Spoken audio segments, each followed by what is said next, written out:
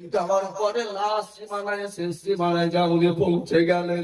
ওই জায়গাতে একটা খাটুনির উপরে একটা লাশ আছে আপনার, লাশ আছে, কাপড় পরে আছে। বিরাদার ইসলাম অবস্থায় হযরতে আব্বাস রাদিয়াল্লাহু তাআলা আনহু বলতে আছেন, তোমরা কি আছো গো, একটু তোমরা আমাকে লাশের মুখটা দেখাও, লাশের চেহারাখানা দেখাও, ওই কাপড়টাকে একটু সরিয়ে সরিয়ে দেখাও।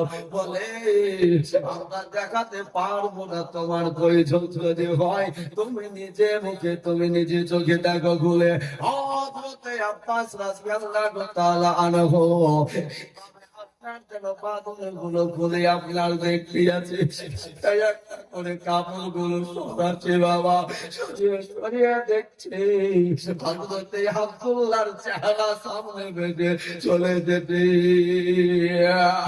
আব্বাস বলতে আছে, ভাই রে এইভাবে ফাঁকি দিয়ে চলে যাবে বুঝতে পারিনি, এইভাবে আমাদেরকে তুই রেখে দিয়ে চলে যাবে জানতে পারিনি।